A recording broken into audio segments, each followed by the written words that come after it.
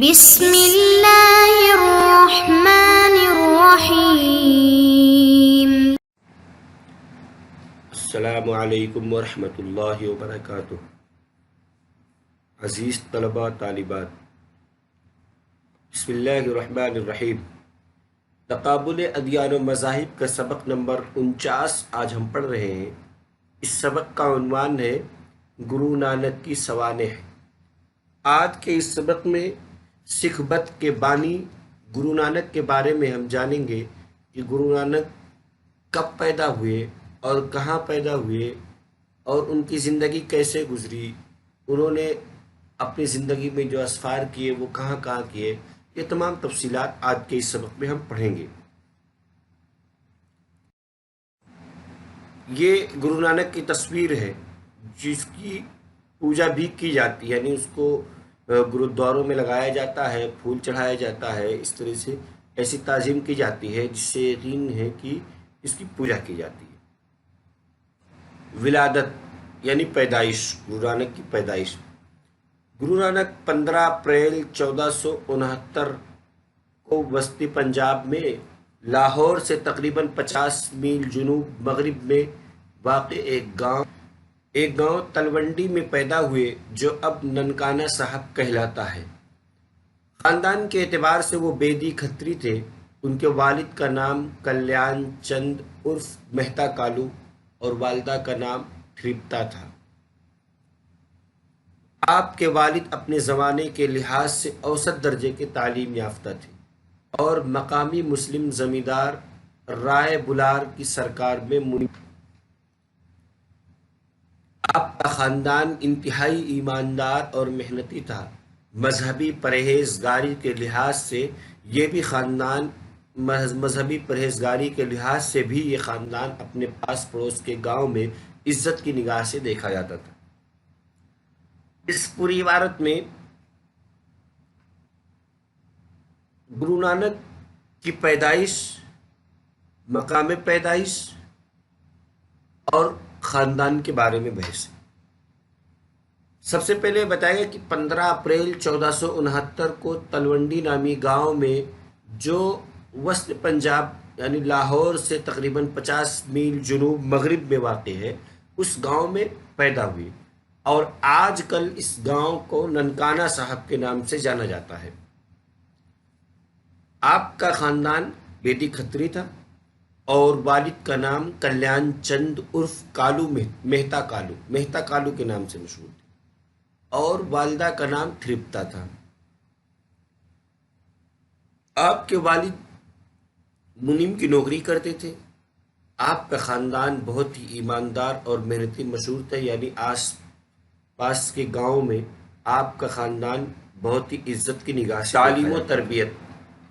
گرو نانک نے اپنے زمانے کے عام دستور کے مطابق سنسکرت اور ہندو مذہب کی مقدس کتابوں کے ساتھ ساتھ گاؤں کی مسجد میں عربی فارسی کی بھی تعلیم حاصل کی۔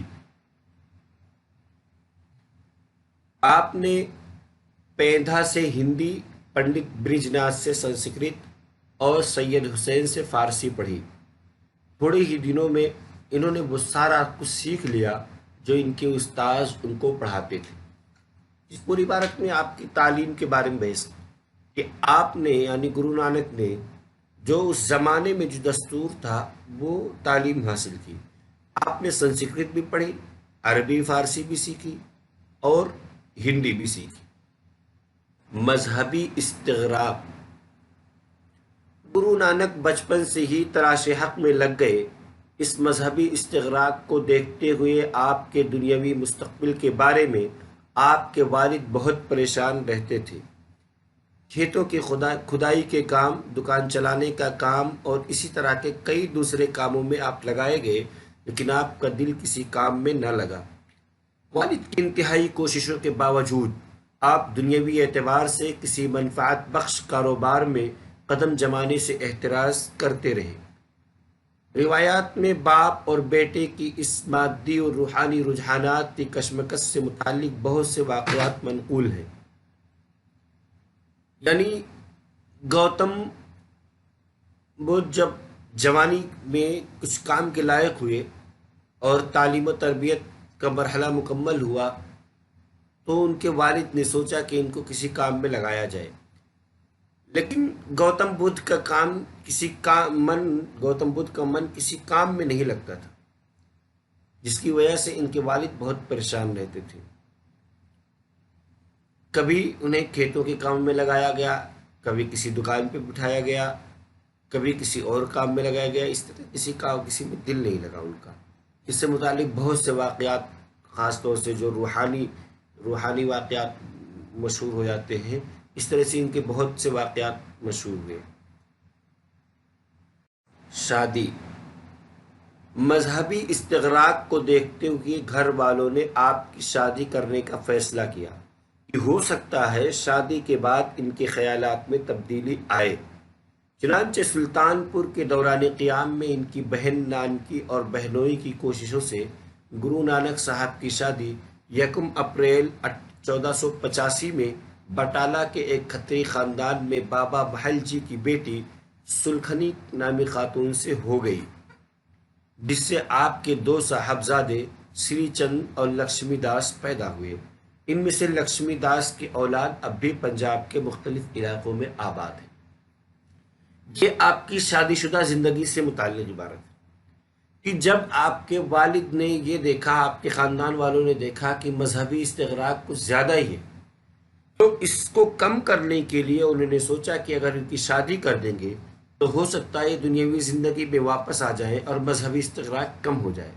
چنانچہ ان کی بہن جو سلطان پور میں تھی اور وہیں پہ یہ نوکری بھی کرتے تھے، تو ان کی بہن نانکی اور جو ان کے بہنوئی تھے، انہوں نے 1485 میں بٹالہ کے ایک کھتری خاندان بابا محل جی، یعنی ان کے سسر کا نام بابا محل جی تھا، ان کی بیٹی کا نام سلکھنی تھا، سلکھنی آپ کی بیوی بنی، سلکھنی سے آپ کی شادی ہوئی گرو نانک کی۔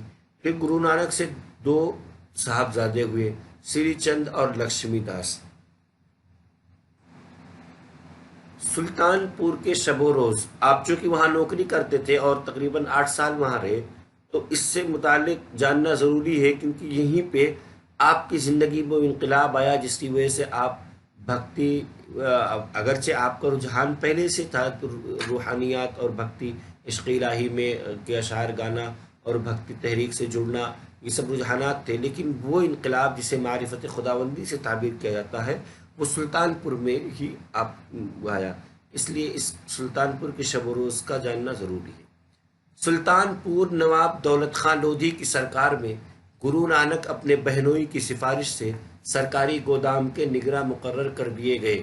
اس ملازمت کی مدت 8 یا 9 سال تھی۔ سلطان پور میں گرو نانک نے اپنے روحانی ذوق کی تسکین کا سامان مہیا کر رکھا تھا۔ اس دور کی بھکتی رجحانات کے زیر اثر انہوں نے اپنے طور پر خدائے واحد کی پرستش اختیار کر رکھی تھی۔ ان کا معمول تھا کہ وہ اندھیرے میں اٹھ کر اپنے ساتھی مردانہ کے ساتھ شہر کے پاس بین ندی میں غسل کرنے کے بعد وہیں کنارے پر بیٹھ کر خدا کی حمد و ثنا اپنے اشعار میں کیرتن کی شکل میں کرتے تھے، جبکہ مردانہ اپنے رباب کی موسیقی سے ان کا ساتھ دیتا تھا۔ یعنی جب یہ سلطان پور میں مقیم تھے اور نواب دولت خان لودھی کے یہاں ملازمت کر رہے تھے، اس وقت ان کا معمول یہ تھا کہ یہ روزانہ ایک دم صبح صادق کے وقت بین ندی کے پاس اپنے دوست مردانہ کے ساتھ چلے جاتے، وہاں غسل کرتے، غسل کرنے کے بعد کنارے پر بیٹھ جاتے اور مردانہ رباب بجاتا اور یہ وہیں پہ بیٹھ کے حمد و ثنا کر خدا کی حمد و ثنا کرتے اور بھجن اور کیرتن کے اشعار پڑھتے رہتے۔ اسی طرح شام کو بھی روزمرہ کے معمولات سے فراغت پا کر دیر رات تک یاد الہی کی محفل جمتی تھی۔ ان محفلوں میں اکثر کچھ دوسرے عقیدت مند بھی شامل ہو جاتے تھے۔ ایک مدت تک گرو نانک کے شب و روز اس طور پر گزرنے کے بعد ان کی زندگی میں وہ سب سے اہم واقعہ پیش آیا جس سے منسلک روحانی تجربے نے ان کی زندگی میں انقلاب پیدا کر دیا۔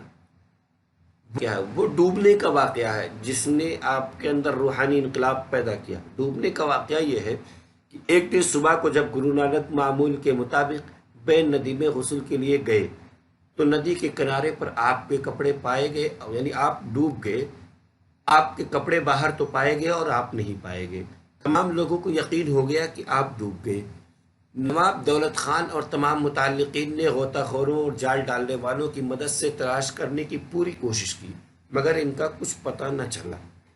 ندی میں غائب ہونے کے 3 دن بعد وہ دوبارہ ظاہر ہوئے اور لوگوں کی حیرت و استفسارات کا جواب دینے کے لیے انہوں نے جب زبان کھولی تو ان کے منہ سے یہی نکلا، نہ کوئی ہندو نہ کوئی مسلمان۔ سکھ روایات کے بموجب اس دوران گرو نانک صاحب خدا کے حضور میں تھے، جہاں انہیں براہ راست خدا کی طرف سے عشق الہی کا کام عطا ہوا اور ذکر الہی کی اشاعت کی ذمہ داری سونپی گئی۔ اس میں یہ خاص واقعہ ڈوبنے کا واقعہ کہ بین ندی میں آپ ڈوبے اور 3 دن تک آپ نہیں نکلے۔ آپ کے محبین نے بہت کوشش کی، ہر طرح سے کوشش کی، لیکن آپ کا کوئی سراغ نہیں لگا اور آپ 3 دن بعد خود نکلے۔ اور جب آپ سے لوگوں نے پوچھا تو آپ کے منہ سے نکلنے والا پہلا جملہ یہ تھا، نہ کوئی ہندو نہ کوئی مسلمان۔ سکھ روایات اس سے متعلق یہ ہیں کہ جب آپ 3 دن کے لیے غائب تھے تب اس وقت آپ خدا کے حضور تھے، چنانچہ وہیں سے آپ نے عشق الہی کا کام جو آپ کو عطا ہوا، آپ نے اس کی ذمہ داری لی اور ذکر الہی کی اشاعت کی ذمہ داری اپنے سر لے کر کے اس کے اشاعت میں لگ گئے۔ اسفار، پھر آپ نے یہاں سے مختلف علاقوں کا سفر کیا۔ آپ کے جتنے اسفار تھے کہ سلطان پور کی بین ندی میں ڈوبنے اور نکلنے کے بعد جو حقیقت آپ پر منکشف ہوئی، اس کی تبلیغ کے لیے آپ نے جو اسفار کیے ان کو درج ذیل 4 مراحل میں تقسیم کیا گیا۔ پہلا مرحلہ 1947 سے 1497 سے 1509 تک۔ اس مدت میں آپ نے مشرق میں پانی پت، دہلی، ہریدوار، پیلی بھیت، پٹنہ، راجگیر، آسام، ڈھاکہ، 24 پرگنہ، کٹک اور اڑیسہ تک گئے۔ دوسرا مرحلہ 1510 سے 1515 تک ہے۔ اس 5 سال میں آپ اجمیر، حیدرآباد، گولکنڈہ، مدراس، پونڈیچری، تنجور اور سری لنکا تک گئے۔ سفر کا تیسرا مرحلہ 1516 سے 1518 تک ہے۔ اس میں جموں کشمیر، مانسروور، سکم، نیپال، چین اور تبت ہوتے ہوئے کرتارپور واپس آ گئے۔ چوتھا مرحلہ 1518 سے 1522 تک۔ اس میں آپ شکرپور، روہتاس، غازی خاں اور اسلامی ممالک کا سفر کرتے ہوئے مکہ مدینہ پہنچے، پھر ایران، افغانستان اور قندھار ہوتے ہوئے در خیبر کے راستے ہندوستان واپس آ گئے۔ وفات، سفر مکمل کرنے کے بعد کرتارپور میں زندگی کے بقیہ 18 سال روحانی تعلیمات پھیلانے میں لگا دیے۔ مرنے سے 20 دن قبل آپ نے اپنے مرید لہنا کو انگد یعنی اپنے جسم کا حصہ انگد کا لقب دے کر اپنا جانشین بنایا، جس کے بعد گروؤں کا سلسلہ چل پڑا۔ 22 ستمبر 1539 کو سکھ مت کے بانی گرو نانک کرتارپور میں زندگی کی آخری سانس لی اور اس دار فانی سے کوچ کر گئے۔ آج کے اس سبق کا خلاصہ یہ ہے، سبق میں سب سے پہلے ہم نے ولادت کے بارے میں پڑھا کہ گوتم بدھ کہاں پیدا ہوئے اور کب پیدا ہوئے، کس خاندان میں پیدا ہوئے۔ پھر اس کے بعد ان کی تعلیم و تربیت سے متعلق پڑھا، پھر ان کے مذہبی استقراق کو جانا کہ کیا ان کا مذہبی استقراق تھا اس دور میں، پھر شادی کے بارے میں پڑھا کہ شادی ان کی کہاں ہوئی، کب ہوئی، پھر سلطان پور جہاں آپ ملازم تھے اس کے وہاں کے بارے میں پڑھا کہ وہاں کے شب و روز کے معمولات کیا تھے، پھر سلطان پور میں جو ڈوبنے کا واقعہ ہوا جس میں آپ کو معرفت حاصل ہوئی اور روحانی انقلاب آپ میں آیا، وہ اس واقعے کی تفصیل جانی۔ پھر آپ کے اسفار کو پڑھا کہ آپ نے کتنے اسفار کیے اور کہاں کہاں کیے۔ پھر وفات کی، آپ کی کب وفات ہوئی۔